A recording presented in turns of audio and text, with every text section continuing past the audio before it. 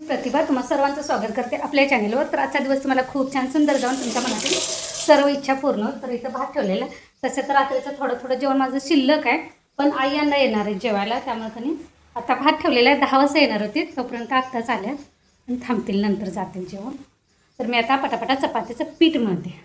असं अचानक समजलं की नाही, एवढी गडबड होते कारण मगाशी फोन आला होता तनुजा काढणार.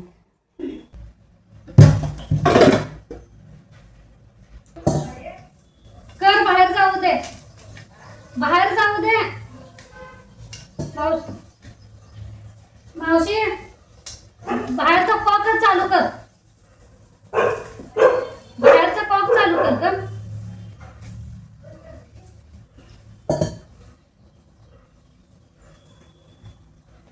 पाण्याचं काय काम करायला लागलं नाही, कारण मावशीनं आणि आईने दोघींनी पाणी भरलं, पिंप वगैरे वर्कशॉप मधलं, त्यामुळे पाण्याचं काम एक वाचून नाही.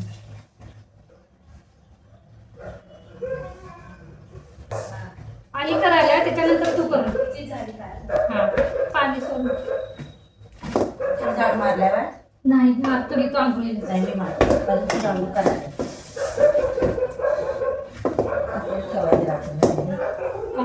पात्यात ठेवायचं नाही. हे काय भात ठेवलं आणि भात ते सगळ्यांच्या त्याच्या घरातलं बी काढून डबा रिकामा करायचं. होय नाही ते बियाचे साधं काढायला लागतात म्हणून कोणी करते, मी एकटेच खाते. आई गेली होय का? गेलेली 8 दिवस मावशीकडे, काल आल्यात ना. तिकडे पाठवलं ते मावशी येऊन तिकडून गेली ती. बरं झालं बरं झालं. हे नाही नको पाणी खायला ना. कुठं आहे ना सुट्टी म्हटली ना. हेच म्हटलं का नाही काकांचं कमी आले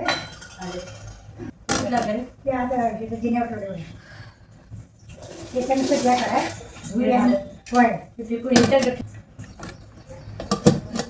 आज ते मावशी नाते आले, शाळा चालू झाली की आई मी येतो काढली होती.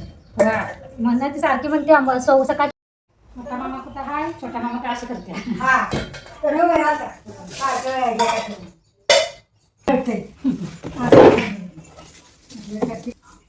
पहिल्यांदा करते आई, चाकून काढा बघ.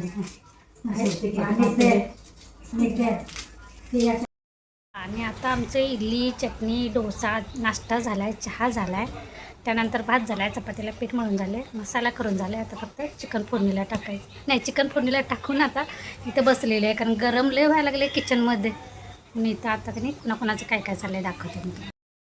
जे हा सुखी प्राणी म्हणायचा सदस्य, आमच्या घरचा सगळ्यात सुखी सदस्य, खायचं प्यायचं आणि झोपायचं.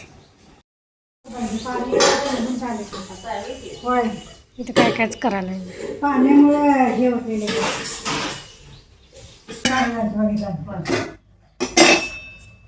दूर जायला नको त्या हवा जायचं नाही. होय इकडची जरा उघडी पडायला किती गॅस हे होते.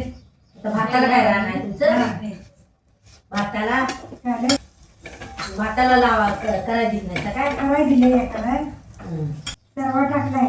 त्याच्या सुरुवातीला पाऊस पडायला म्हणून पाणी पाजलं आणि आता कसं बोरला बी पाणी नाही जास्त उन्हाळा असल्यामुळं बरोबर आहे. 10 मिनिटं चालतंय मध्ये पडते आणि मग तासभर 15 मिनिटं थांबायचं आणि चालू करायचं आणि 15 मिनिटं थांबायचं आणि चालू करायचं.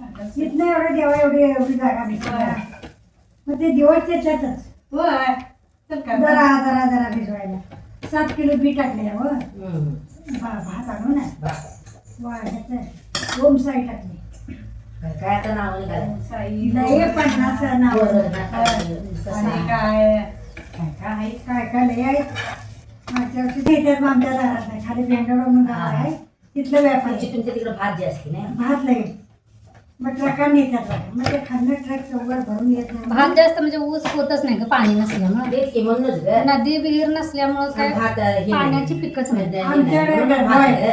आणि डोंगर भाग असल्यामुळे धुकं पडतात, भात नाचणं असतं. आणि त्याच्यामुळे काही नाही आमच्या आता माझ्या माहेर जनावर राखत नाही ते एकतर जनावरं नाचणं राखत नाही आणि कसं डोंगर मोजेवर असल्यामुळे काही नाही धुकं जनावर पडून बाया खाली खूप करत नाही. गवा राहिलं तर असं नीट करते भाताच्या हातात बसून करते आपण. असं फिरायचं नारळ त्याच्यात बघा नाही. नारळ पोरग्याला मध्ये उचलून टाकलं. होय. रिक्षा आणून. होय होय नारळ माझ्या डोक्याच्या वर आलेलं 5 नारळ झाडाचे 2-3 आपल्यात 4 नारळाचे झाड उपडून काढून खातात घरी. एका ठिकाणी दाखवलं तर केळी पाक आलेलं घड होय, होय. पाक पाक झोपलं ते पावसाळ्यात. होय होय घेऊन काय राखायला जावं म्हणून लोक शेता करणार रडायचा माणूस एवढं ना तर काय कष्ट वळायचं आपल्याला काय करायचं. इथं सगळं घरातली कामं वगैरे आवरली. आयांना जेवण वगैरे गेली. आमचं जेवण व्हायचं बाकी होतं कारण इडलीचा नाश्ता केल्यामुळे कोणाला भूक नव्हती. तोपर्यंत इथं मैत्रीण आली होती कारण बाळूमामाला ती गेली होती त्यामुळे जाता जाता भेटायला आली होती.